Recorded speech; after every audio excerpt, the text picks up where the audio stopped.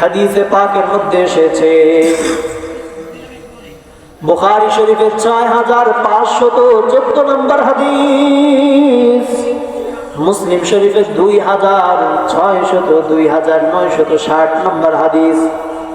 عن أنس رضي الله تعالى عنه قال قال رسول الله صلى الله عليه وسلم يتبع الميت ثلاثة أهله وماله وعمله فيرجع اثنان ويبقى واحد يرجع أهله وماله ويبقى عمله। আল্লাহ পাক রব্বুল আলামিন সূরাতুত তাকাসুরের মধ্যে বলেছেন, আল্লাহকুমুত তাকাসুর, তোমাদের সম্পদের প্রতিযোগিতা সারা জীবন চলছে, আমার কথা ভুলে গিয়েছো। এই প্রতিযোগিতা, এই লোভ লালসা কতদিন থাকবে? হাত্তা যুরতুমুল মাকাবির, যতক্ষণ না তোমরা কবরের বাসিন্দা হয়ে যাচ্ছ। এই কবরে যাওয়ার আগ পর্যন্ত তোমাদের মনের মধ্যে লোভ লালসা বাড়তেই থাকবে। তোমাদের মনের মধ্যে কবরে যাওয়ার আগ পর্যন্ত দুনিয়ার প্রতিযোগিতা বাড়তেই থাকবে, কোনোদিন কমবে না। এই দুনিয়ার প্রতিযোগিতা কমবে না।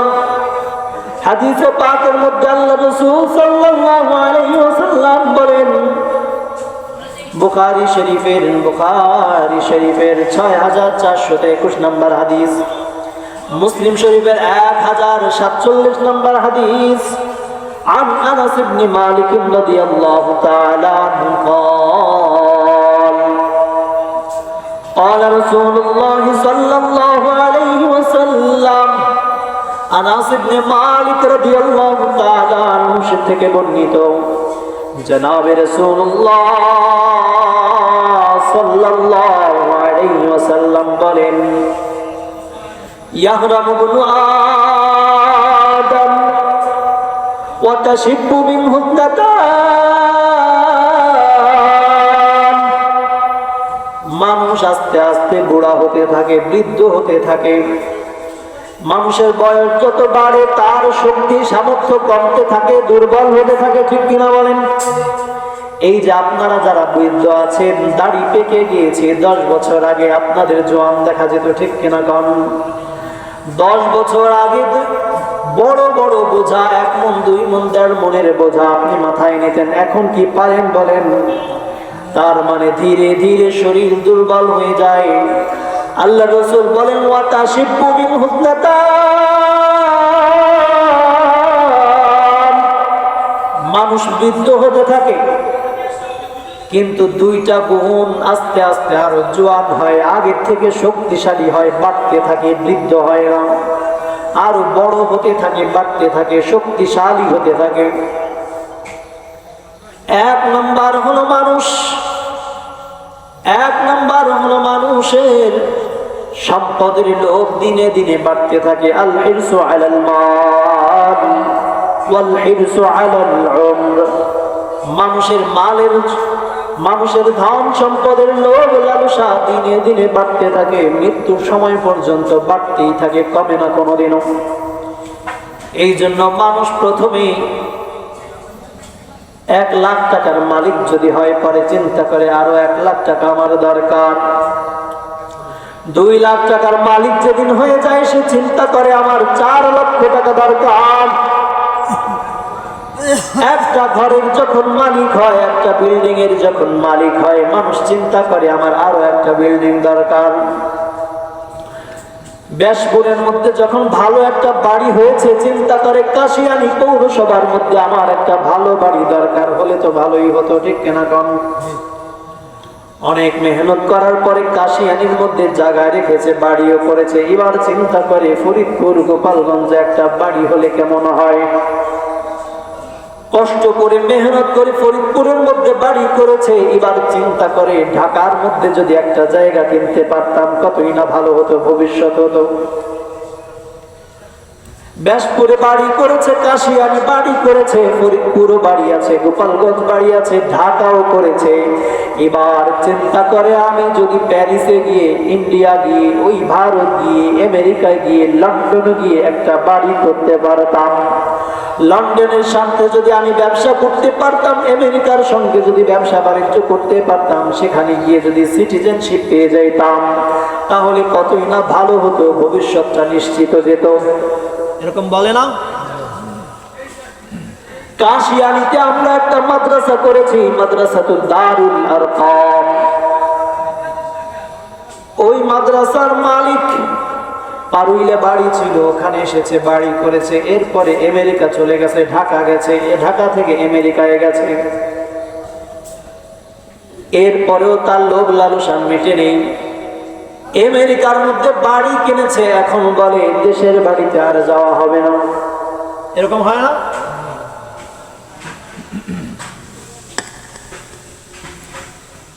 মানুষের লোভ লালসা কোনদিন কমে না, বরং বাড়তেই থাকে। এই জন্য আল্লাহ রাসূল সাল্লাল্লাহু আলাইহি ওয়াসাল্লাম বলেন, আগে যে হাদিসটা তেলাওয়াত করেছিলাম, ইয়াতবাউল মাইয়িতা সালাসা, মানুষ যখন মৃত্যুবরণ করে তার সঙ্গে তিনটা জিনিস তার পেছনে পেছনে যায়। মানুষকে যখন কবরে নিয়ে যাওয়া হয়, তার পেছনে কয়টা জিনিস যায়? আহলুহু ওয়া মালুহু ওয়া আমালুহু। এক নাম্বার তার পরিবার পরিজন পেছনে পেছনে যায়, দ্বিতীয় নাম্বার তার মাল সম্পদ যায়, তিন নাম্বার তার আমল যায়, পৃথিবীতে জমিনে যা আমল করেছে সেটাও তার সঙ্গে সঙ্গে যায়।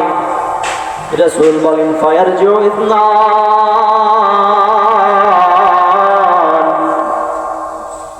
সঙ্গে তো তিনটা জিনিস যায়, কিন্তু দুইটা জিনিস ফিরে চলে আসে। ওয়ায়াবকা মাহু ওয়াহিদ, তার সঙ্গে একটা বস্তু থেকেই যায়।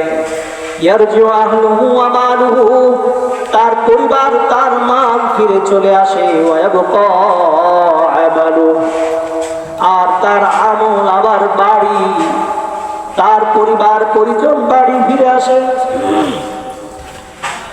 কিন্তু তার আমল কবরের মধ্যে থেকে যায়। কিন্তু আফসোসের বিষয় যে আমরা পরিবারের পেছনে সারা জীবন ব্যয় করে দিলাম, পরিবার তো আমার সঙ্গে থাকবে না।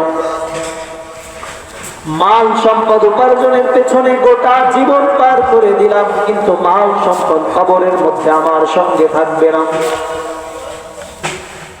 যেই বিষয়টা গোটা জীবন অবহেলা করেছি, ওই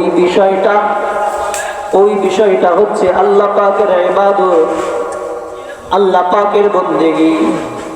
এই বিষয়টা কিয়ামতের ময়দানে আমার সঙ্গে উপস্থিত হবে, আর ওই বিষয়ে আমরা উদাসীন। সারাটা জীবন কম সম্পদ কামাই করার মধ্যে ব্যয় করে দিলাম, কিন্তু মাল কামাই করার মধ্যে ব্যয় করে দিলাম। আল্লাহ পাকের রাজি খুশি করার জন্য আমল ইবাদত বন্দেগী কিছুই করলাম না। এই জন্য ভাইরা আমার এখনো সময় আছে, মৃত্যু আসার আগ পর্যন্ত সময় রয়েছে। যতটুকু সময় আছে ধন সম্পদের মায়া ত্যাগ করে শুধুমাত্র আল্লাহ পাককে রাজি খুশি করার জন্য ইবাদত করতে হবে, আমল করতে হবে, ঠিক কিনা বলেন? আল্লাহ পাক রব্বুল আলামিন বলেন, কাল্লা সাউফা তা'লামুন, এমনটা হওয়া উচিত নয়। আল্লাহ পাকের কথা ভুলে গেছো, আখিরাতের কথা ভুলে গেলা, সম্পদের পেছনে পড়ে আমার কথা ভুলে গেলা, এমনটা হওয়া কোনোভাবেই উচিত নয়। সাউফা তা'লামুন, তোমরা জানতে পারবা। কাল্লা লাউ তা'লামুনা ইলমাল ইয়াকিন, এমনটা হওয়া কোনোভাবেই উচিত নয়। তোমরা যদি নিশ্চিতভাবে জানতে। এরপরে আল্লাহ পাক রব্বুল আলামিন বলেন, লা তারাউন্নাল জাহিম, বান্দা দুনিয়ার জীবনে ঘোরাফেরা করছো, ইবাদত বন্দেগী করছো না, আমার কথা স্মরণে নাই, মৃত্যুবরণ করতে হবে। শুধু তাই নয়, তোমরা প্রত্যেকটা মানুষ জাহান্নাম দেখতে হবে। দুনিয়ার জমিনে নেককার হোক বদকার হোক, জাহান্নামের দেখা এবং জাহান্নামের সাক্ষাৎ অবশ্যই পাইতে হবে। প্রত্যেকটা মানুষ জাহান্নামের কাছে যাবে, জাহান্নামের উপর দিয়ে যাবে। আল্লাহ পাক রব্বুল আলামিন বলেন, সুম্মা লাতারাউন্নাহা আইনাল ইয়াকিন। ও আমার বান্দা, অবশ্যই অবশ্যই ইয়াকিনী ভাবে, নিশ্চিত ভাবে জাহান্নাম তোমাদের দেখতে হবে। একটা মানুষও বাদ যাবে না যে জাহান্নামের দেখা পাবে না। জাহান্নামের আযাব কঠিন, শাস্তি অবলোকন করবে না এমন একটা মানুষও থাকবে না। নবীরাও জাহান্নামের কঠিন আযাব দেখবে, নেককাররাও দেখবে, বদকাররাও দেখবে। জাহান্নামের উপর দিয়ে সবারই যেতে হবে। এই কথাটা আল্লাহ পাক রব্বুল আলামিন সূরা মারইয়ামের ৭১ এবং ৭২ নম্বর আয়াতের মধ্যে বলেন, وَإِن مِّنكُمْ إِلَّا وَارِدُهَا كَانَ عَلَى رَبِّكَ حَتْمًا مَّقْضِيًّا। তোমাদের মধ্য থেকে সবাই জাহান্নাম অতিক্রম করতে হবে। নিশ্চিতভাবে তোমাদের মধ্য থেকে প্রত্যেকটা মানুষ জাহান্নাম অতিক্রম করবে। এটা তোমার রবের পক্ষ থেকে নিশ্চিত এবং চূড়ান্ত সিদ্ধান্ত। গুনাহগার হন আর নেককার হন, নাফরমান হন আর আল্লাহ পাকের ফরমাবরদার হন, নামাজ পড়ি আর না পড়ি, জাহান্নাম অতিক্রম করতেই হবে। তবে জাহান্নাম তো সবাই অতিক্রম করবে, কিন্তু আল্লাহ পাক রব্বুল আলামিন নেককার বান্দাদেরকে জাহান্নাম থেকে বাঁচাই নেবেন, মুক্ত করে নেবেন। বলেন সুবহানাল্লাহ। আল্লাহ পাক ৭২ নম্বর আয়াতের মধ্যে বলছেন, সুম্মা নুনাজ্জিল্লাযীনা ইত্তাকাউ ওয়া নাযারুয যালিমিনা ফীহা জিসিয়া।